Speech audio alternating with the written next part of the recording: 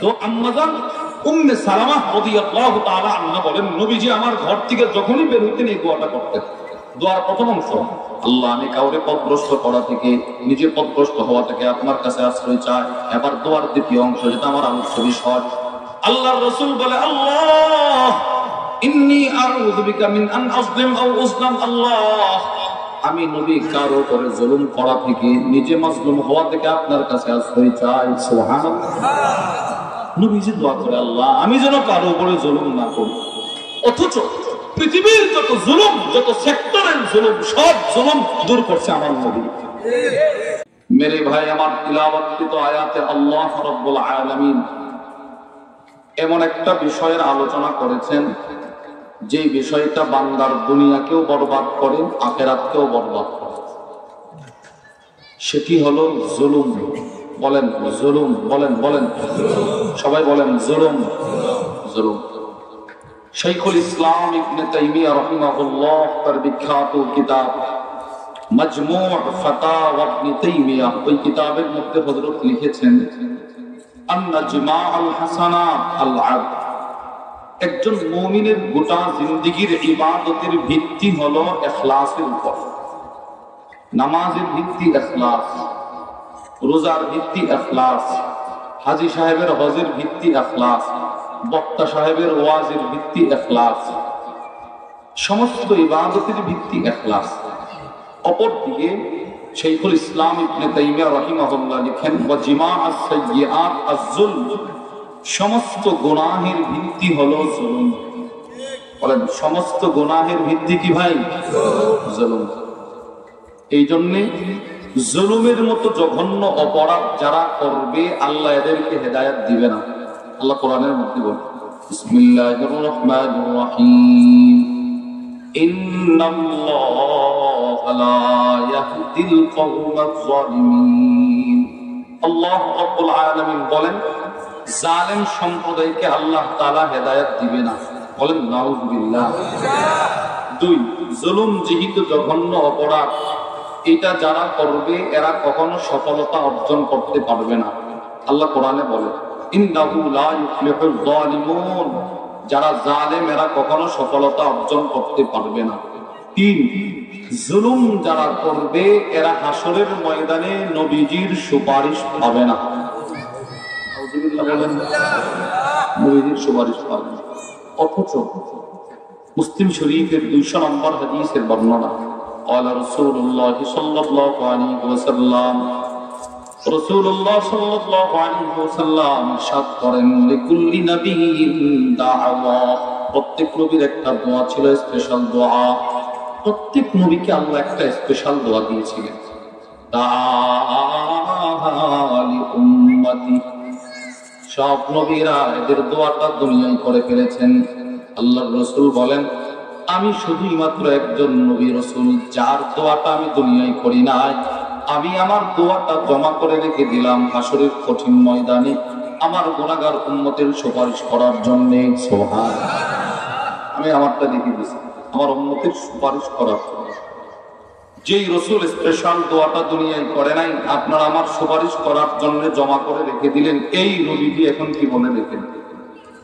ইমাম জালালউদ্দিন আস-সুয়ুতি রাহিমাহুল্লাহর বিখ্যাত হাদিসের কিতাব আল জামিউস সগীর মিন আহাদিসিল বাশীর ওয়ান নাদির, ওই কিতাবের মধ্যে হাদিস আছে, ওয়া আন আবি উমামা আল-বাহিলি রাদিয়াল্লাহু তাআলা আনহু ক্বাল, হযরত আবু উমামা আল-বাহিলি রাদিয়াল্লাহু তাআলা আনহু থেকে বর্ণিত, তিনি বলেন, ক্বালা রাসূলুল্লাহ সাল্লাল্লাহু আলাইহি ওয়াসাল্লাম, আল্লাহর রাসূল বলেন, সিনফানি মিন উম্মতি, নবীজি বলে আমার উম্মতের দুই ধরনের মানুষ এমন আছে, আমার উম্মতের দুই ধরনের মানুষ এমন আছে যারা কখনো আমি নবীজির সুপারিশ পাবে না। নাউযুবিল্লাহ বলেন কয় ধরনের মানুষ? এক নাম্বার, ইমামুন যালুম, জালেম সরকার, জালেম নেতা, জালেম এমপি, জালেম মন্ত্রী, জালেম অভিভাবক, এরা কখনো আমি নবীজির সুপারিশ পাবে না। নবী, আপনি বলেন জুলুমটা কত ভয়াবহ অপরাধ হইলে নবী সুপারিশ করবেন, অথচ এই নবী সুপারিশের জন্য নিজের দোয়াটাকে জমা রাখছেন। চার নাম্বার, জুলুম যারা করবে এদের উপরে আল্লাহর লানত। বলেন জালেমদের উপরে কার লানত? আল্লাহর লানত। আল্লাহ কোরআনে বলেন বিসমিল্লাহির রহমানির রহিম ফাআযানা মুআযযিনুম বাইনাহুম আল্লা'নাতুল্লাহি আলাল যালিমিন। আল্লাহ রাব্বুল আলামিন বলেন হাসরের কঠিন ময়দানে একজন ফেরেশতা ঘোষণা করে বলতে থাকবে পৃথিবীর সমস্ত জালেম তোমরা শোনো, তোমাদের উপরে আল্লাহর লানত। জালেমদের উপরে কার লানত? পাঁচ। এখন একটা প্রশ্ন করব, আপনারা বুঝলে উত্তর দিবেন। বলেন তো আপনার নবী আমার নবী কারো উপরে জুলুম করতে পারে? এটা আমরা কল্পনাও করতে পারি না। এখন হাদিসটা বুঝেছেন, দেখুন আবু দাউদ শরীফের বর্ণনা وعن أم سلمة رضي الله تعالى عنها قالت أمزن أم سلمة رضي الله تعالى عنها থেকে বর্ণিত, তিনি বলেন নবীজির বিবি বলতেছেন স্বামী ঘরে কেমনে ঢুকে কেমনে বের হয়, স্বামী ঘরে কি করে না করে আমার আপনাদের চাইতে বিবি ভালো জানে। যার যার বিবি ভালো করে জানে তার স্বামী তার ঘরে কেমনে চলাফেরা করে।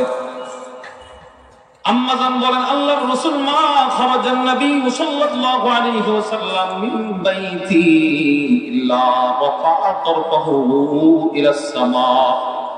আম্মাজান বলেন আমার স্বামী নবীজি যখন আমার ঘর থেকে বের হয়, নবীজি ঘর থেকে বের হওয়ার পর আমার ঘরের দরজায় নবীজি দাঁড়ায়া নিজের দুইটা চোখ মোবারক আকাশের দিকে উঠায়া আল্লাহর কাছে একটা দোয়া করতেন সব সময়। কি দোয়া দেখেন নবীজি কি দোয়াটা করে। আল্লাহর রাসূল বলেন আল্লাহুম্মা ইন্নী আউযু বিকা মিন আন আযিল্লা আও আদাল। আল্লাহ আমি মুহাম্মদ সাল্লাল্লাহু আলাইহি ওয়াসাল্লাম কাউকে পথভ্রষ্ট করা থেকে, নিজে পথভ্রষ্ট হওয়া থেকে আপনার কাছে আশ্রয় চাই। সুবহানাল্লাহ বলেন।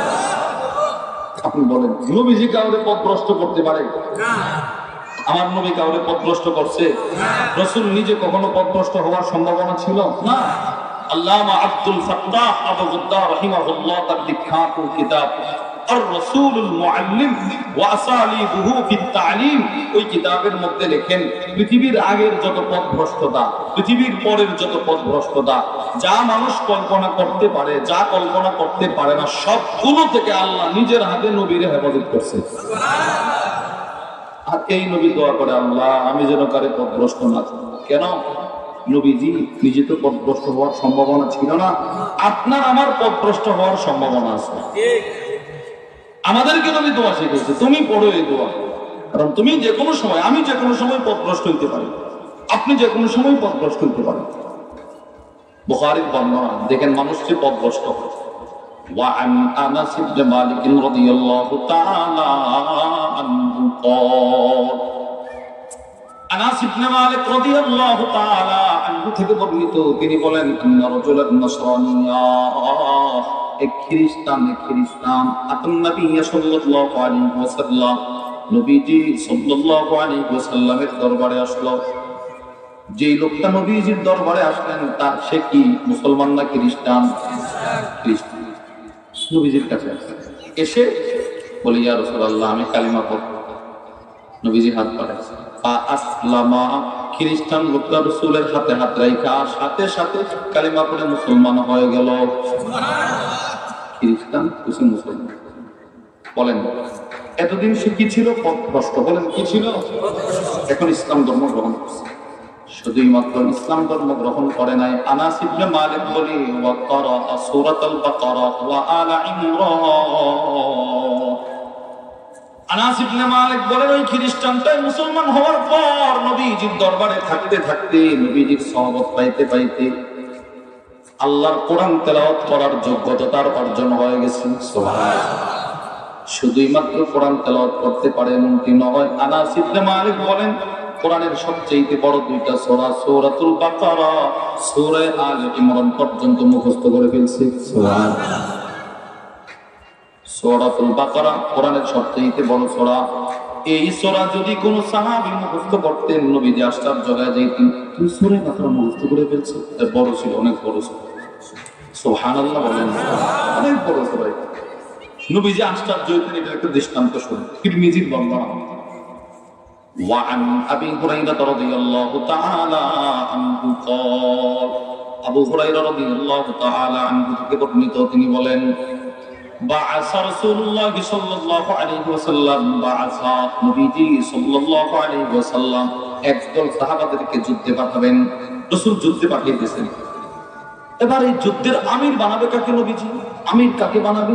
আল্লাহর রাসূল আমির নির্বাচন করার জন্য সব সাহাবারা যারা যুদ্ধে যাবে এদেরকে বলতেছে কোরআন তেলাওয়াত করো। সবাই কোরআন তেলাওয়াত করো। সবাই দাঁড়ায় কোরআন তেলাওয়াত শুরু করছে। রাসূলের ইচ্ছে হলো যে কোরআন তেলাওয়াত বেশি মুখস্থ করতে পারবে আমি তারে সাহাবাদের আমির বানাবো।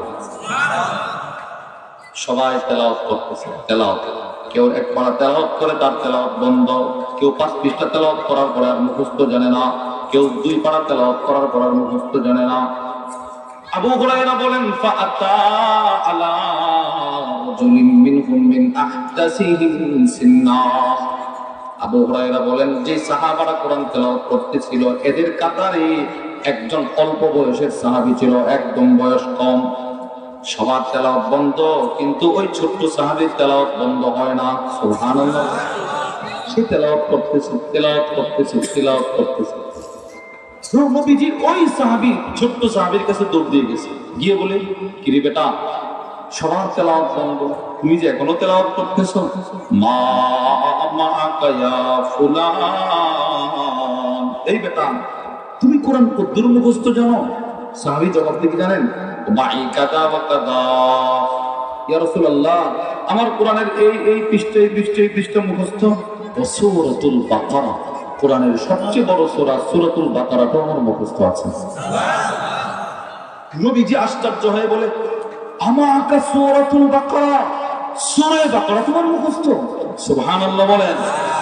নবীজি আশ্চর্য হয়ে গেছে, আরে সে বলে কি এত অল্প বয়সে সূরা বাকারা মুখস্থ করে ফেলছে?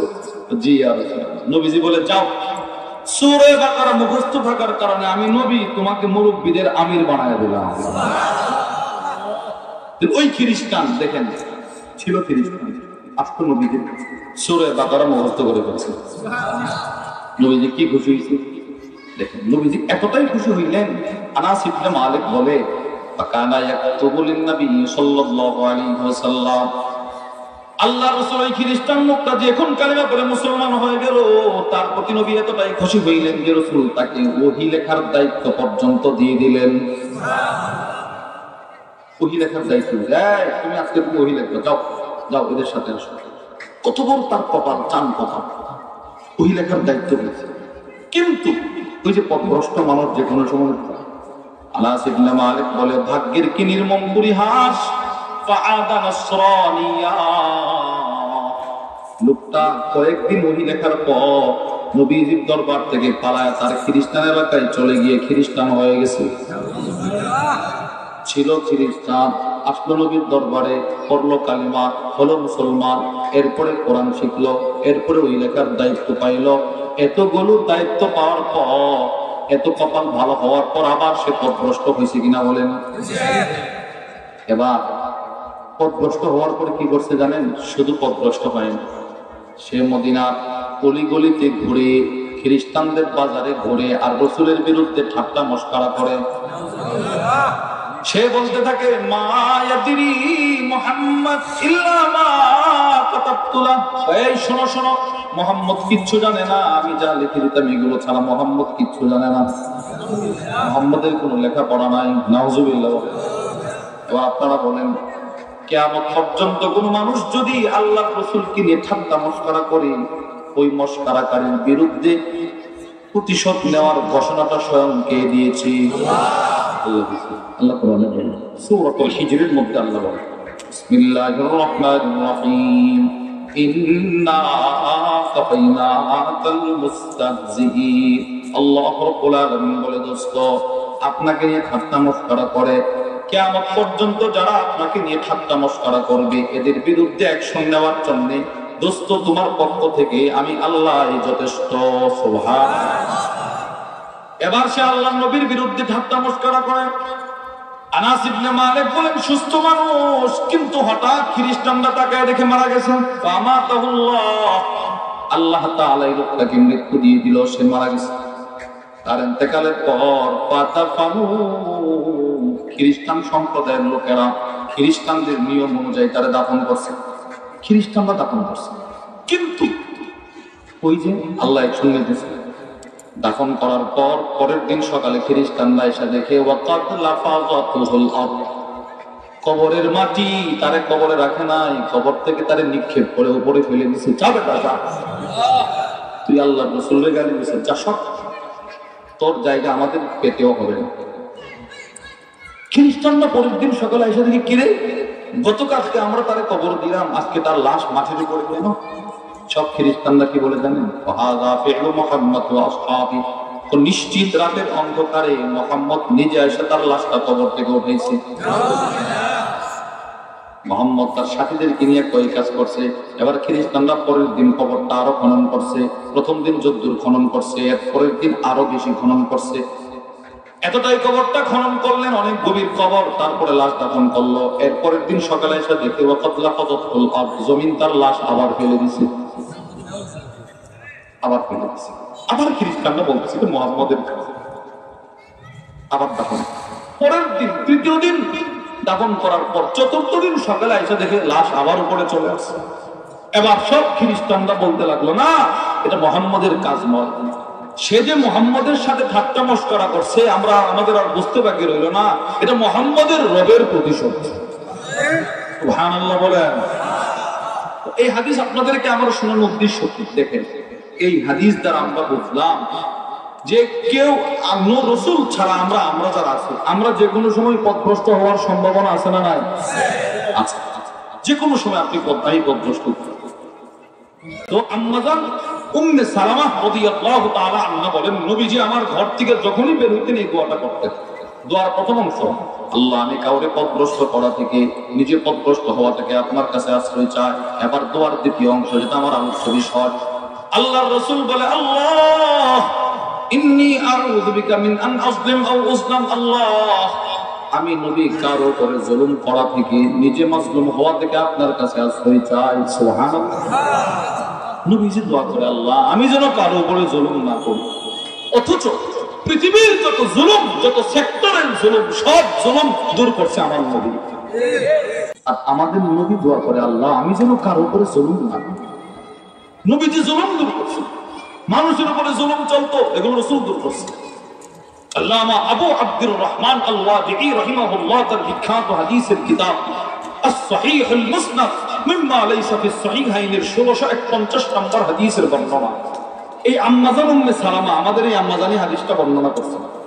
লাম্মা নাযালনা আরদাল হাবশা, আম্মাজান বলেন সাহাবাদের জামাত যখন হাবশা আবিসিনিয়ায় গেল, বাদশা নাজাশী ডাকলেন, কোন দেশ থেকে আসছো তোমরা? সাহাবারা বলে আরব থেকে আসছি। জাফর ইবনে আবি তালেব বলে আরব থেকে। বাদশা প্রশ্ন করে, তোমাদের আরবের কি অবস্থা? তো ভালো না, চতুর্মুখী জুলুম। কেমনে জুলুম? তো বাদশা নাবুদুল আসনাম, আমরা আল্লাহর ইবাদত বাদ দিয়া মূর্তি পূজা করতাম, আল্লাহর সাথে জুলুম করতাম, আল্লাহর উপরে জুলুম। আর কি করতে? কওয়ানাতাল আরহাম, আত্মীয়তার বন্ধন ছিন্ন করে আত্মীয়র উপরে জুলুম করতাম। আর কি করতে? কওয়ানুসিউল জিওয়ার, প্রতিবেশীকে কষ্ট দিয়ে প্রতিবেশীর উপরে জুলুম করতাম। আর কি করতে? কওয়ায়াকুল কাবিদু মিনাদ দাঈ, আমাদের মধ্যে যারা একটু প্রভাবশালী ক্ষমতাধর, এরা অসহায়দের উপরে জুলুম করত। বলেন এটা আমাদের দেশে চলে না? চলে না? চলে, খুব চলে। একজন রিকশাওয়ালা মানুষ ওই নবীগঞ্জ থেকে এখানে আসবে, ভাড়া কত রে? 50। এমনি থাকবে, আমার চিনস তুই 50 কেমনে, যার কাছে 12 থাপ্পড়, এটা জুলুম। বলেন এটা কি জুলুম? সাধারণ একজন কৃষক মানুষ, এরা আপনি ঠগাইলেন, আপনি দোকানদার, এরা ঠগাই দিলেন, ভালো জিনিসটা দিলেন না, জানার পরেও খারাপ জিনিসটা দিলেন, টাকা রাখছেন, জুলুম। বলেন এটা কি? নবীজি এগুলো দূর করছে। বাদশা প্রশ্ন করে, এখনো কি তোমাদের আরবে জুলুম চলে? কোনা, তাহলে এখন কেমন? আল্লাহ কুল কায়নাতের সর্বশ্রেষ্ঠ নবীরা আমাদের দেশে পাঠাইছেন, ইনি সব জুলুম দূর করে দিয়েছেন।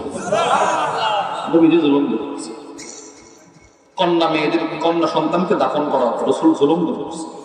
আরে আশ্চর্যের বিষয় হলো, আল্লাহর রাসূল শুধুই মাত্র মানুষের উপর থেকে জুলুম দূর করে নাই, আমার নবীজি হাইওয়ানের উপর থেকে জুলুম দূর করছে। সুবহানাল্লাহ বলেন না। আর হাইওয়ান জানোয়ারের উপর থেকে জুলুম করছে। পৃথিবীর ইতিহাসে আপনি একজন মানুষ দেখান যার কাছে কোনো হাইওয়ান এসে বিচার দিয়েছে যে আমার উপরে জুলুম? একজন সর্দার দেখান তার কাছে একটা গরু গিয়ে বলছে আমার উপরে জুলুম? নবীজির কাছে বলছে, কারণ জানে ইনি ঘুষ ছাড়া বিচার করবেন, উনি জুলুম দূর করবেন।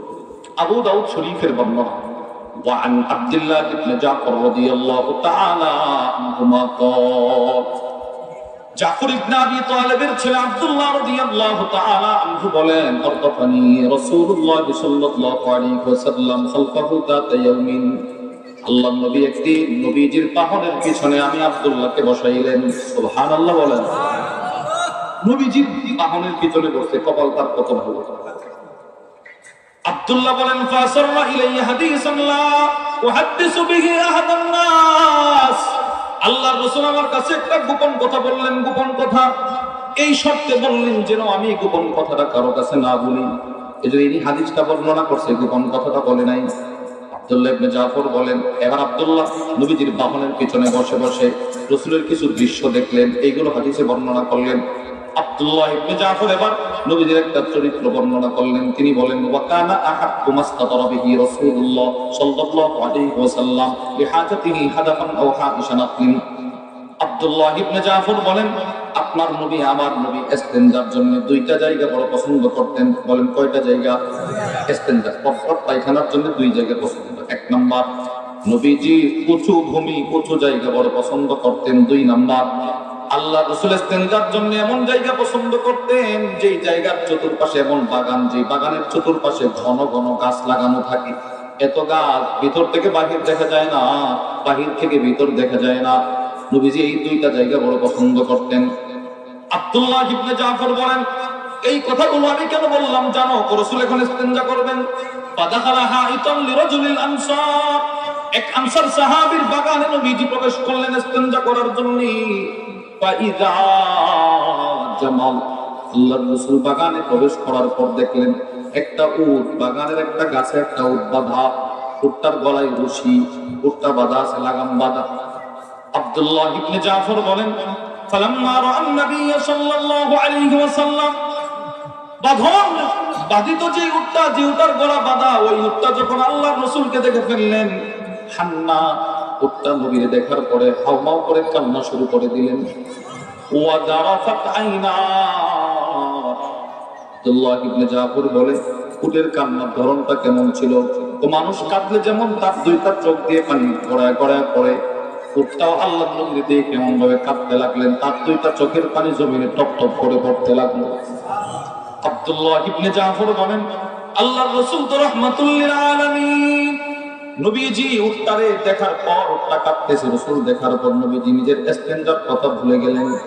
ফালাম্মা আতাহু নবী সাল্লাল্লাহু আলাইহি ওয়াসাল্লাম, নবীজি একটা দৌড় দিয়া বাহন থেকে নাইমা ওই যে উটটা কাঁদতেছিল উটটার কাছে রাসূল চলে আসলেন।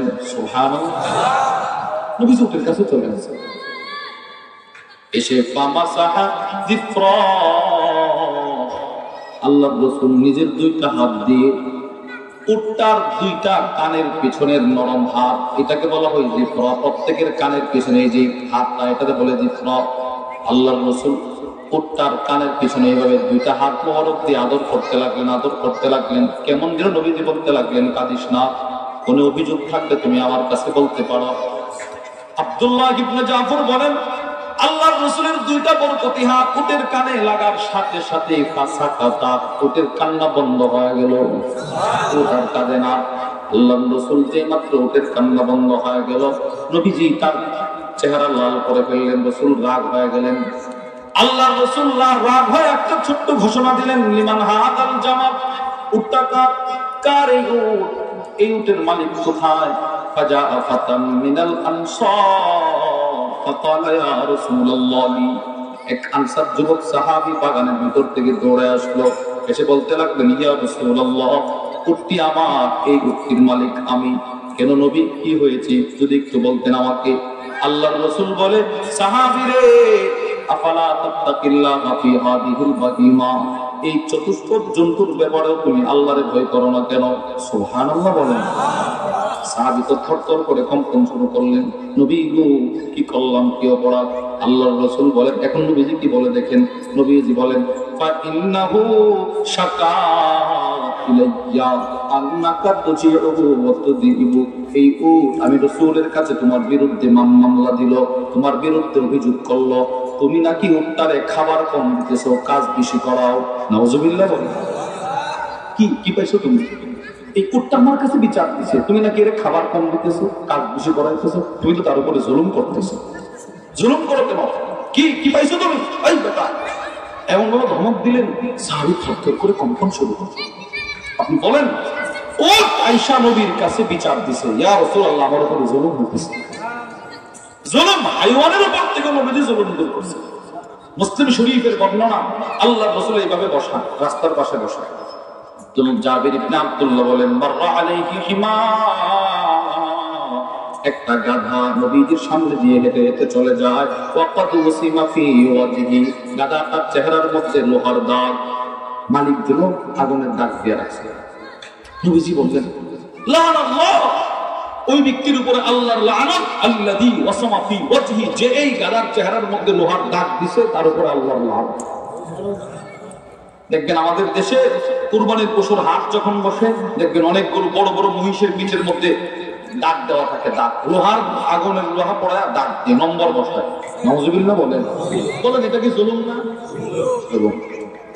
আপনারা আমরা অনেক মানুষের গরু লালন পালন করে, এই অনেক সময় গরুর মাটি নিয়ে যাইতেছে, গরু তার একজনের খেতে মুখ দিছে, ঠাস করে একটা আঘাত। না, এটা জুলুম। আগে আপনি গরুর মুখ বন্ধ করেন, এটা খোপা পড়ায় দেন, এজন্য আরেকজনের খেতে মুখ না দিতে পারে। আপনি মুখ বন্ধ করবেন না, কিন্তু হাইওয়ান কামড় দিতেই চাইবে, আপনি আঘাত করলেন কেন? মুসলিম শরীফের বর্ণনা, আল্লাহর রাসূল বলেন, দাখালাতি মুরাতুন নার ফি হিররা, এক মহিলা একটা বিড়ালকে কষ্ট দেওয়ার কারণে জাহান্নামে গেছে। বিড়ালকে কষ্ট দিয়েছে, একটা বিড়ালকে কষ্ট দিয়েছে। অপরদিকে এক লোক কুকুরকে একটু দয়া করছে, দয়া, বুখারীর বর্ণনা, সে জান্নাতি হয়ে গেছে। আবু হুরায়রা রাদিয়াল্লাহু তাআলা আনহু থেকে বর্ণিত, আবু হুরায়রা থেকে বর্ণিত, এক ব্যক্তি রাস্তা দিয়ে হাঁটতেছে, ইস্তাতা আলাইহিল আতশ, পিপাসা অনেক লেগেছে তার, পিপাসা। কি করবে রে, পানি পায় না, বুঝে না, জীবনের মায়া পর্যন্ত ছেড়ে দিচ্ছে। ফাওয়াজাদা বি'রা, অনেকক্ষণ পর একটা কুয়া পাইছে, মিষ্ট পানির কুয়া। ফানাজালাল বি'র, কুয়াতে নামছে, পানি পান করছে, তার পিপাসা চলে গেছে। সুবহানাল্লাহ। এবার কুয়া থেকে উঠে দেখে একটা কুকুর, একটা কুকুর জিহ্বা বের করে হাঁপাচ্ছে, আর পাথর চাপতেছে, পানি মনে করে। রোদের তাপে পাথর গরম, বারবার জিহ্বাটা গরম হতেছে, আবার জিহ্বাটা সরায় না। লোকটা বলে, রাসূল বলে, লাকাদ বালাগা হাতাল কালবা মিনাল আতফিল্লাযী কানা বালাগা বি। লোকটা বলে, একটু আগে আমার যে পিপাসা লাগছিল, এখন নিশ্চিত কুকুরটার সে পিপাসা লাগছিল, সে তো আর কুয়ায় যেতে পারবে না। লোকটা আবার পিছনে আসছে, কুয়ায় নামছে, নিজের মোজা ভর্তি পানি নিছে, পানি নিয়ে আইসা কুকুরটারে পান করাইছে। রাসূল বলেন, একটু দয়া করার কারণে সে জান্নাতি হয়ে গেছে। হাইওয়ানের উপর থেকে নবীজি জুলুম দূর করছে। যেই রাসূল মানুষের উপর থেকে জুলুম দূর করলেন, যেই রাসূল সমস্ত সেক্টর থেকে জুলুম দূর করলেন, ওই নবীজি প্রতিদিন ঘর থেকে বের হওয়ার সময় দোয়া করে, আল্লাহ আমি যেন কারো উপরে জুলুম না করি। বিষয়টা কোথায় চিন্তা করেন, বলেন বিষয়টা। আমার রাতে জুলুম, দিনে জুলুম, দুপুরে জুলুম, বাজারে গেলে জুলুম, বাড়িতে থাকলে জুলুম, আমার জুলুমের কোনো অভাব নাই। আর রাসূলের জুলুমের কল্পনা করা যায় না, এই রাসূল দোয়া করে, নবীজি দোয়া করে। আরো আশ্চর্যের কথা শুনেন, জুলুম কত ভয়াবহ দেখেন। দুইটা উত্তর দিবেন। এক নম্বর, আমি বলার পর আবার প্রশ্ন করবো, সমস্ত নবী যত উম্মত ছিল, সমস্ত উম্মতের ভিতরে সর্বশ্রেষ্ঠ উম্মত একজন, তিনি হলেন আবু বকর সিদ্দিক। সুবহানাল্লাহ। সমস্ত নবীর উম্মতের ভিতরে সর্বশ্রেষ্ঠ মানুষ হলেন আবু বকর সিদ্দিক। কে বলেন তো? সর্বশ্রেষ্ঠ ব্যক্তিকে? সমস্ত উম্মতের ভিতরে সর্বশ্রেষ্ঠ ব্যক্তিকে? আবু বকর সিদ্দিক। এবার দেখেন, সমস্ত নবীদের ভিতরে সর্বশ্রেষ্ঠ নবী আমার নবী। বলেন কার নবী? এবার দেখেন, বুখারী বর্ণনা, যা আবু বকর সিদ্দিক ইলা রাসূলিল্লাহ সাল্লাল্লাহু আলাইহি ওয়াসাল্লাম, সমস্ত উম্মতের ভিতরে সর্বশ্রেষ্ঠ ব্যক্তি আবু বকর সিদ্দিক নবীজির কাছে আসলেন। তাহলে সর্বশ্রেষ্ঠ উম্মত সর্বশ্রেষ্ঠ নবীর কাছে আসলেন। সুবহানাল্লাহ। এসে কি বলে জানেন?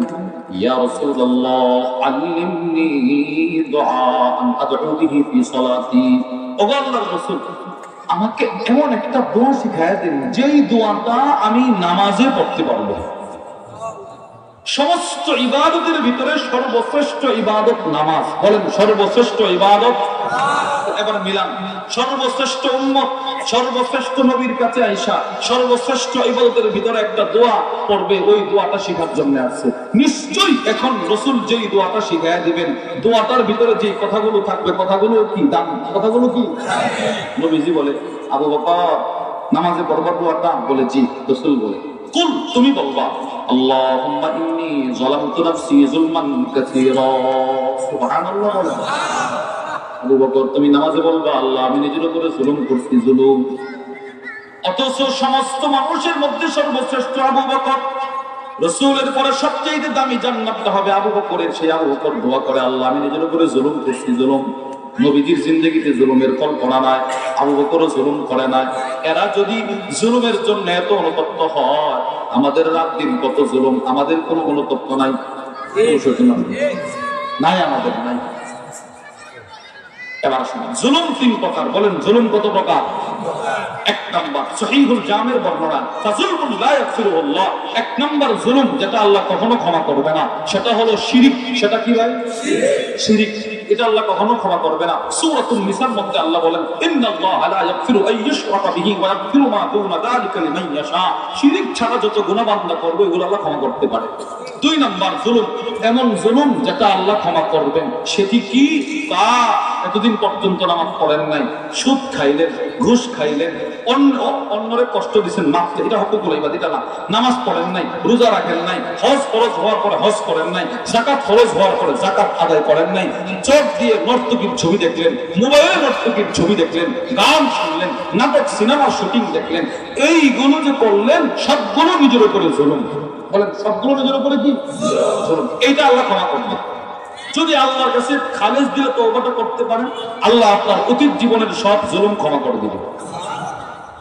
ইমাম ইবনুল কাইয়িম আল জাওজিয়্যা রাহিমাহুল্লাহ তার বিখ্যাত কিতাব, ইমাম ইবনুল কাইয়িম আল জাওজিয়্যা রাহিমাহুল্লাহ তার বিখ্যাত কিতাব আল ওয়াবিলুস সাইয়্যিব ওয়া রাফিউল কালিমিত তাইয়্যিব, ওই কিতাবের মধ্যে নিয়ে আসছে বান্দার কিছু কিছু গুনাহ এমন আছে যেই গুনাহগুলো বান্দার জান্নাতে যাওয়ার কারণ হয়ে দাঁড়ায়।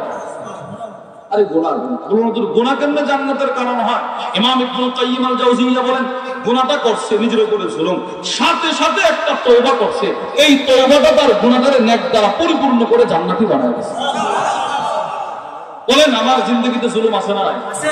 গুনাহ আছে না নাই? অভাব নাই, গুনাহের সাগর, সাগর অভাব। এই গুনাহটা জান্নাতের কারণ হয় দ্বারা একটা দৃষ্টান্ত আপনাদেরকে শোনায় দিই। মুসলিম শরীফের বর্ণনা, হযরত বুরাইদা রাদিয়াল্লাহু তাআলা আনহু থেকে বর্ণিত, তিনি বলেন, মাইজা আসলামী নামে এক সাহাবী নবীর কাছে আসছে, এসে বলেছে, ইয়া রাসূলুল্লাহ আতাহহিরনি, আমাকে পবিত্র করুন। নবীজি বুঝছে সাহাবী কোন একটা গুনাহ করছে। আল্লাহর রাসূল বুঝেও না বোঝার ভান করলেন। আল্লাহর রাসূল বললেন, বেটা যাও যাও আল্লাহর কাছে ক্ষমা চাও, তুমি গুনাহ করছো, কেউ জানে নাই, জিন্দেগির গুনাহগুলো কেউ জানে নাই, যেহেতু কেউ জানে নাই মানে আল্লাহ প্রকাশ করে নাই, আল্লাহ ঢেকে রাখছেন, তুমি আল্লাহর কাছে ক্ষমা চাও, আল্লাহ তোমার গুনাহগুলো ক্ষমা করে দিবে। যাও আরজি ওয়াস্তাগফিরিল্লাহ ওয়া তুব ইলাইহি, আল্লাহর কাছে ক্ষমা চাও, আল্লাহর কাছে তওবা করো। সাহাবী নবীজির ধমক খায়া নবীজির দরবার থেকে বের হয়ে গেলেন। ফারাজা গায়রা বাঈদিন সুম্মা জাআ, অল্প কিছু দূর যাওয়ার পর সাহাবী আবার নবীজির দরবারে আসলেন, আবার আসছেন, এসে বললেন, ইয়া রাসূলুল্লাহ, ধমক দিয়ে তাড়ায় দিলেন, দিলে তো কোনো শান্তি নাই, গুনাহ থেকে আমারে পবিত্র করেন। নবীজি বললেন, বেটা একবার না বললাম আল্লাহর কাছে ক্ষমা চাও, আবার বলতেছি যাও আল্লাহর কাছে ক্ষমা চাও। ধমক খায় সাহাবী আবার বের হয়ে গেলেন। একটু দূর যাওয়ার পর ফারাজা গায়রা বাঈদিন সুম্মা জাআ, আবার নবীজির দরবারে ফিরে আসলেন, এসে বলতে লাগলেন, ইয়া রাসূলুল্লাহ তাগফিরনি, আমাকে পবিত্র করুন। নবীজি আবার তাড়ায় দিলেন, আল্লাহর কাছে ক্ষমা চাও। কয়বার হলো? তিনবার। বলেন সবাই কয়বার?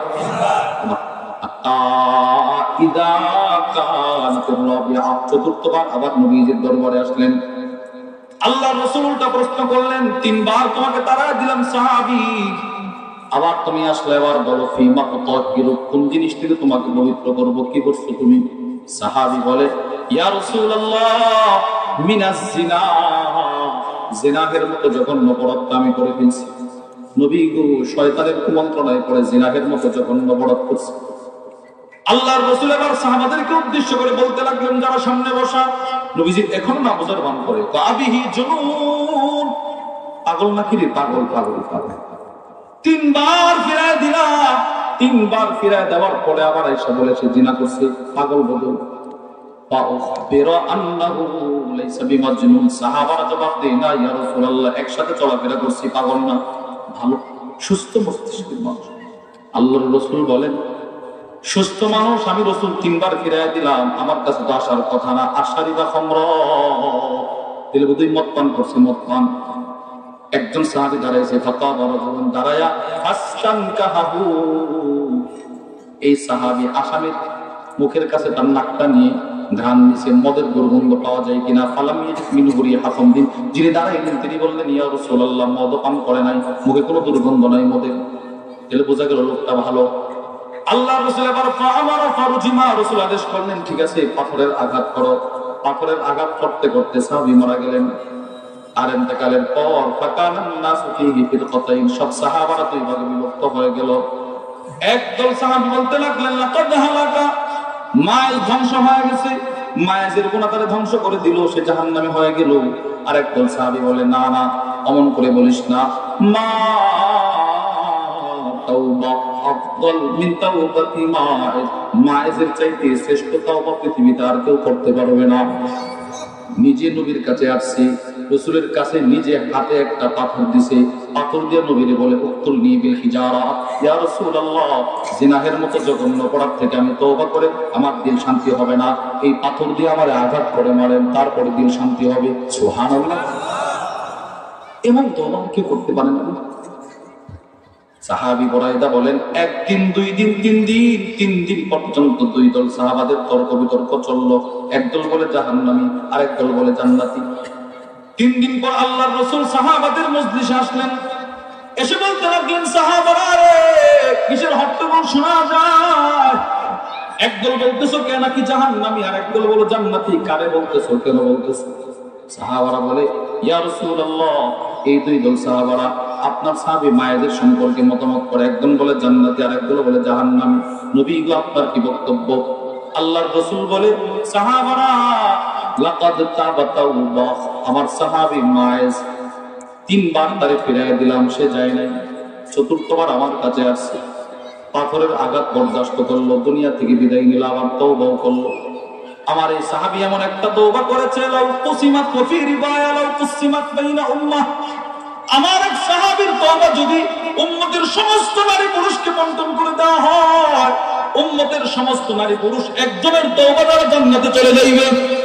এমন একটা তওবা সে করলো, তারে নিয়ে তোমরা কত কথা বলবা না। এই হাদিস থেকে আমরা বুঝতে পারলাম, ওয়া মান ইয়ামাল সুআন আও ইয়াজলিম নাফসাহু সুম্মা ইয়াস্তাগফিরুল্লাহ ইয়াজিদিল্লাহু গফুরুর রহিমা।